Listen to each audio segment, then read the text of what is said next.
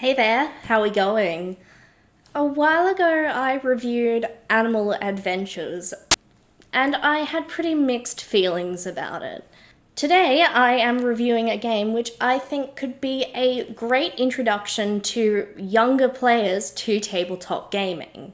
This is Dinosaur Princesses by Hamish Cameron and Dana Cameron.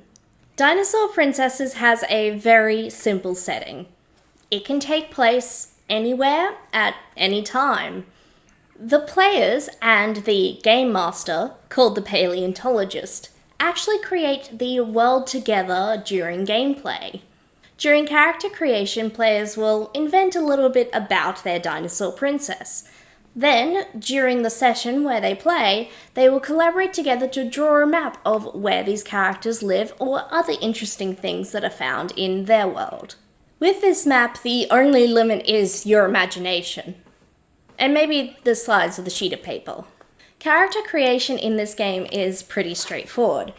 You pick a name, your pronouns, and then what type of dinosaur you are. There are no limits in this game. You could be a train, a unicorn, or an echidna. Then you pick 2 words to describe yourself as a dinosaur, perhaps something like athletic and friendly.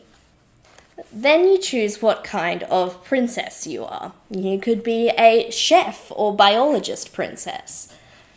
Then you pick 2 words to describe yourself as a princess, perhaps inquisitive or flamboyant. Creativity is really encouraged here in the character creation process. To kick off the game, the paleontologist will ask the dinosaur princesses to tell a little bit about each other and where they come from. These locations are added to the map, and then the paleontologist introduces the problem of the day. The players then get together and discuss how their dinosaur princesses would like to solve the problem and what steps are needed and what steps are required to solve the problem. Then the dinosaur princesses take turns being the scene leader, describing, with the help of the paleontologist, the scene of each step they take to solve the problem. This is a very simple outline, really akin to a children's TV show. You could make the plots a bit more complicated if you wanted to, of course, but I think this is a great little format for a one-shot style game. Perhaps if you wanted to continue this game, you could use the same characters and introduce them to new problems as the weeks go by. There isn't really leveling in this game though. Dinosaur Princesses is a dice pulling game. Usually, this would indicate that a game is going to be more mechanically complex. When the players want to complete a step the paleontologist will present them with an obstacle. Say perhaps there is a troll guarding the bridge that they need to cross. The scene leader might use one of their words, say athletic, to challenge the bridge troll to an arm wrestle. Whenever someone goes to confront an obstacle, they get 1d6. Then, if they use any of their words, those are additional d6s.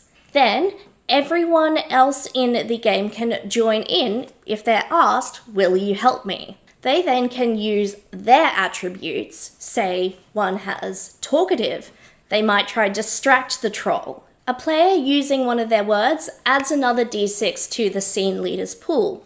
If no one can find a word that really would help them in the scene, they then can use cheering words to cheer on the scene leader, which adds a d6 to the pool. Then the paleontologist will roll the d6s equivalent to the obstacle, say for just a troll 1, and then the scene leader rolls all of their d6 that come from their friends to help them, maybe a total of 3 or 4. In this game, 4, 5s, and 6s are successes. If for some reason the dinosaur princesses fail, the paleontologist will introduce a new step for them to work towards and achieve to solve the day's problem. So the solution to the problem might get a little bit more complicated. So in this game, there's only 2 people rolling per scene. Everyone can contribute to the rolls, but it does simplify it as there's not multiple people rolling dice. Everyone does get a turn though. This is a pretty slim book at only 50 pages. So you don't get any pre-written adventures to play through in this one, but you do get plenty of advice that I think would be great for a younger paleontologist to pick up on the ideas of running a tabletop game. You get lots of examples of how to play as well, so there's plenty to guide you if you're unsure. They do also cover the X card, which is a rule in tabletop role-playing game that sort of surrounds consent in gaming and making sure everyone is having a comfortable and fun experience. Something unique to this book is that there are pages of colouring in here. I think this is a great idea for a game that's aimed at a younger audience. I myself, when I'm being a player, love to have something in my hands to fiddle with so I don't get too distracted, and I'd totally be down to do some colouring in. I would absolutely photocopy the heck out of these and give these out to players if I was running this for a younger group. I do think this game could be a fun one-shot for an adult gaming group who just needs a session of laughter. Overall, I think this is a fantastic introduction to gaming. It's simplistic while having a lot of opportunities for collaboration and laughter. I do think the lack of character growth could lead to some adult players feeling dissatisfied. I paid $35 for this one online plus shipping. This is in Australian dollars. And I think it was well worth the purchase. While I might not get as much playability out of it, I see myself lending this out a lot to people I know who are teachers or have younger family members. You know, a while ago I reviewed Animal Adventures, which sort of pitched itself as an introduction to tabletop gaming for a younger audience. And I was a bit disappointed because it had the one adventure and the one set of characters you could play. This one is a really open opportunity to play lots of different characters and run lots of different adventures. I think it's a far better price point and a far better game to introduce people to gaming. So if you were looking for a game to introduce to younger family members, I think this would be great from even 7 onwards as a game because it's simplistic and it's easy to run. Well, those were my very positive thoughts about this game.